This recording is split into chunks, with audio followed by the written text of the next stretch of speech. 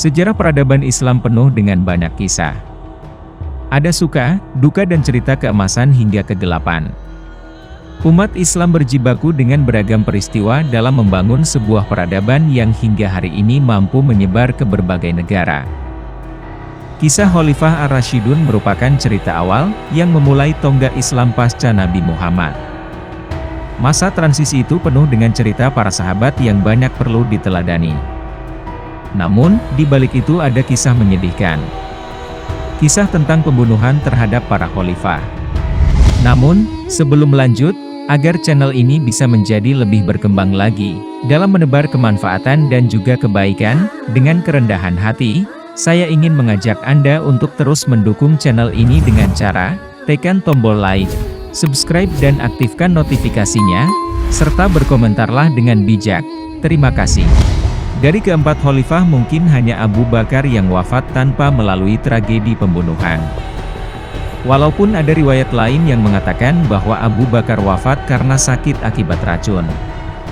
Tentu, pembunuhan ini masih menjadi misteri. Sementara, riwayat lain beliau meninggal karena sakit demam sebagaimana diriwayatkan oleh Aisyah.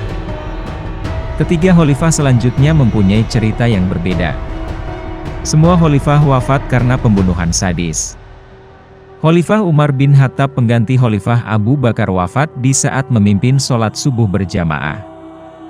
Dia meninggal ditikam di tangan budak yang pura-pura ikut sholat berjamaah. Para sahabat menggambarkan kejadian memilukan itu sebagai tragedi pertama dalam sejarah khalifah. Jika Khalifah Umar mati di tangan para budak non-muslim, lain halnya dengan kematian para pengganti setelahnya. Perang saudara mewarnai kematian para khalifah berikutnya. Dan para pembunuh khalifah adalah sesama muslim yang diwarnai dengan pertikaian politik dan bahkan legitimasi agama. Fitnah umat Islam seputar politik menjadi sangat kencang dan sulit membedakan ini adalah persoalan politik atau atas nama Islam. Para pembunuh khalifah adalah para pemberontak yang juga mengaku dirinya mencintai Allah dan Rasul-Nya. Selain itu mereka mengklaim diri mereka adalah sang pembela Islam. Atas pemikiran pembelaan agama pun, mereka tak segan untuk membantai siapapun yang dianggap kafir, termasuk para khalifah. Tragedi berdarah kedua di masa khalifah terjadi di masa kekhalifahan Utsman bin Affan sebagai pengganti khilafah Umar bin Khattab. Utsman bin Affan dibunuh oleh para pemberontak yang memang mengincar kekuasaannya. Kesadisan mereka, jenazah Utsman pun tidak langsung dikuburkan setelah kematiannya. Banyak riwayat yang menuliskan bahwa khalifah ketiga ini dikuburkan setelah 2 hari beliau meninggal. Dan bahkan para pemberontak sesama muslim itu tega untuk tidak menyolatkan jenazahnya, padahal disolatkan oleh sesama muslim merupakan hak dari jenazah. Ketika Khalifah Utsman bin Affan ditandu untuk dimakamkan jenazahnya, ada saja orang yang masih melemparinya dengan batu, meludahinya bahkan melarangnya dikuburkan di pemakaman Islam. Sungguh fitnah dan tragedi yang memilukan di balik kisah ini.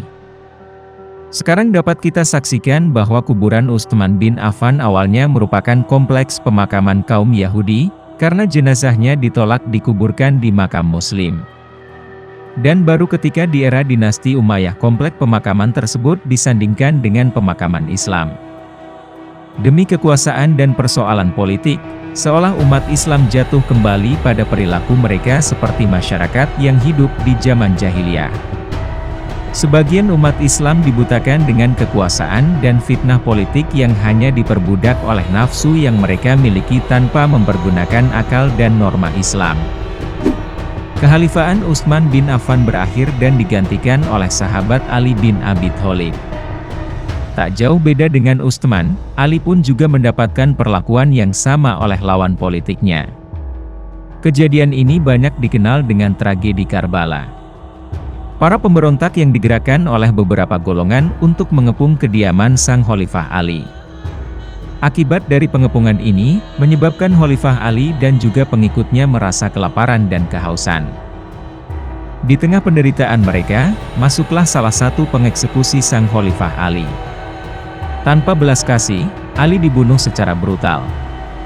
Khalifah Ali ditusuk hingga kehabisan darah dan meninggal dunia. Bahkan pembunuh Ali adalah orang yang fasih, hafal dan pernah mengajarkan Al-Quran. Tragedi itu tidak berhenti di situ. Para pengikut Ali pun juga dibantai secara massal oleh mereka yang juga mengaku pembela agama. Pembantaian ini merupakan pembantaian terbesar kepada para sahabat Rasulullah yang ternyata dilakukan bukan kepada kaum kafir, namun dengan sesama pemeluk agama Allah. Kebodohan menjadikan ketaatan yang buta dan mengakibatkan kesalahan dalam beragama. Dengan mengingat masa lalu, harusnya kita dapat mempelajari banyaknya aksi masa lalu yang mengatasnamakan agama demi sebuah keuntungan. Kita mestinya memahami makna khilafah yang sebenarnya yang di era sekarang ini banyak dijadikan barang dagangan sebagai ideologi politik transnasional. Sebuah ideologi yang mencoba ditancapkan untuk membelah umat Islam mengatasnamakan persatuan Islam, tetapi akan meruncingkan umat Islam. Ada ambisi besar untuk mengembalikan umat kepada masa lalu yang dalam impian mereka untuk menyatukan dan mengembalikan Islam. Namun, cara-cara kekerasan seperti aksi ISIS atas nama Khalifah Islam sudah cukup menggemparkan dunia. Berbagai sejarah harus dijadikan pelajaran. Umat yang buta sejarah akan digilas oleh sejarah.